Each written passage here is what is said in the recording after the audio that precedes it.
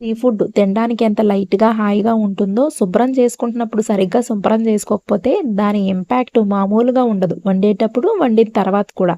వండేటప్పుడు ఇంపాక్ట్ ఏంటి అంటే వచ్చే వాసన. వాసన అనకూడదు, కంపనే చెప్పాలి. ఘోరాతి ఘోరంగా ఉంటుంది. ఎయిర్ ఫ్రెషనర్సు, రూమ్ ఫ్రెషనర్సు వాడేసి ఆ స్మెల్‌ని ఎక్కడ మాకు తెలియకుండా మేము చేసేసుకుంటాము అనుకున్న తర్వాత మీరు కుక్ చేసుకుంటే, కుక్ చేసింది ఆటోమేటిక్‌గా వెళ్ళాల్సింది కడుపులోనే కదా! కడుపులో మాత్రం సునామీ ఖచ్చితంగా స్టార్ట్ అవుతది. అలా ఏమీ జరగకుండా తిన్న సీ ఫుడ్డు మన కడుపుకి న్యాయం చేయాలి అంటే మాత్రం నేను చెప్పిన టెక్నిక్స్ ఫాలో ఇక్కడ మనం యూజ్ చేసే టూల్స్ ఒకటి మన చెయ్యి, రెండోది నైఫ్ అంతే. తెచ్చుకున్న పచ్చిరొయ్యల్ని శుభ్రంగా 2 ఆర్ 3 టైమ్స్ ఫ్రెష్ వాటర్ కింద వాష్ చేసేసి, వాటర్‌ని డ్రైన్ ఔట్ చేసి, లైట్‌గా గోరువెచ్చకున్న వాటర్ పోసి ఒక 5 మినిట్స్ ఆ పచ్చిరొయ్యలు ఆ గోరువెచ్చ వాటర్‌లో ఉండనివ్వండి. 5 మినిట్స్ తర్వాత ఆ వాటర్‌ని కూడా డ్రైన్ ఔట్ చేసేయండి. ఇలా చేయడం వల్ల పచ్చిరొయ్య పైన ఉన్న షెల్ ఈజీగా రిమూవ్ అయిపోతది. ఒక పచ్చిరొయ్యని తీసుకొని 2 వేళ్ల సాయంతో పచ్చిరొయ్య పైన ఉన్న షెల్‌ని రిమూవ్ చేసేయండి.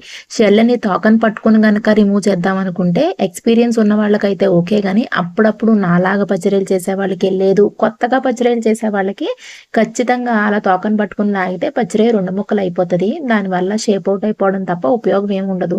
కొంచెం ఓపికతో 2 వేళ్లు పట్టుకొని షెల్‌ని రిమూవ్ చేయడానికి ట్రై చేయండి. ఒక 15-20 పచ్చిరొయ్యలు చేసేసరికి షెల్ రిమూవ్ చేయడం చాలా ఈజీ అనిపిస్తది. పచ్చిరొయ్యలోని షెల్ రిమూవ్ చేయడం పెద్ద ప్రాబ్లమ్ కాదు గానీ, లోపలున్న బ్లాక్ వైట్‌ని క్లీన్ చేయడమే చాలా పెద్ద టాస్కు. మీరు పచ్చిరొయ్యని తినాలి అనుకుంటే మ్యాండేటరీగా ఫాలో అవ్వాల్సిన రూల్ ఏంటంటే లోపలున్న బ్లాక్ వైట్‌ని క్లీన్ చేయడం. చాలామంది ఈవెన్ రెస్టారెంట్స్‌లో కూడా బ్లాక్ వైన్‌ని క్లీన్ చెయ్యరు. ఆ బ్లాక్ వైన్‌లోనే డర్ట్ అంతా అక్యుములేట్ అయిపోయి ఉంటది. అది క్లీన్ చేయకుండా ఉన్న పచ్చిరొయ్యని మనం తినడం వల్ల మన కడుపులోకి ఆ డర్ట్ అంతా ఎళ్ళిపోయి లేనిపోని హెల్త్ ఇష్యూస్‌ని క్రియేట్ చేస్తది. ఎలాంటి హెల్త్ ఇష్యూస్ రాకుండా గిల్ట్ ఫ్రీగా మనం పచ్చిరొయ్యని ఎంజాయ్ చేయాలనుకుంటే షెల్ ఓపెన్ చేసేసిన తర్వాత పచ్చిరొయ్యని పట్టుకొని పైనుంచి కింద వరకు నైఫ్ సాయంతో ఒక స్లిట్ పెట్టుకొని వస్తే లోపల ఉన్న బ్లాక్ వైన్ ఈజీగా మనకి కనపడతది. దాన్ని తీసేయొచ్చు. ఈ విధంగా బ్లాక్ వైన్ మనం ఈజీగా రిమూవ్ చేసుకోవచ్చు. ఇండియాలో అయితే లోపల పార్ట్‌లో ఒక్కటి మాత్రమే బ్లాక్ వైన్ ఉంటదని తెలుసు. ఇక్కడ దొరికే ష్రింప్ 2 వైపులో ఉంటాయి కాబట్టి లోపలున్న పార్ట్‌ని నేను నైఫ్ సాయంతో తీస్తాను. బయట మనకి ఏదైతే కనపడుతుందో దాన్ని జస్ట్ గోరుతో ఇట్లా లాగితే బయటకొచ్చేస్తది.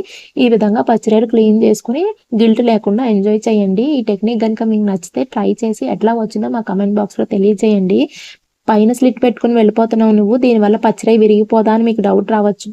పచ్చిరొయ్య ఖచ్చితంగా విరిగిపోదు. ఇది నేను చాలా సార్లు ఫాలో అయిన టెక్నిక్ కాబట్టి మీకు షేర్ చేస్తున్నాను. మనం ప్రీ కుక్ చేస్తాం కదా పచ్చిరొయ్యని, అప్పుడు ఆటోమేటిక్‌గా పచ్చిరొయ్య దగ్గరికొచ్చేస్తది కాబట్టి పచ్చిరొయ్య ఎక్కడ విరిగిపోదు. చాలా చిన్ని ఛానల్, ఫేస్ చూపించట్లేదు, సబ్స్క్రైబ్ చేసుకోవడం ఎందుకులే అని అనుకోకండి. Please support, please subscribe. Thanks for watching. Thanks for supporting.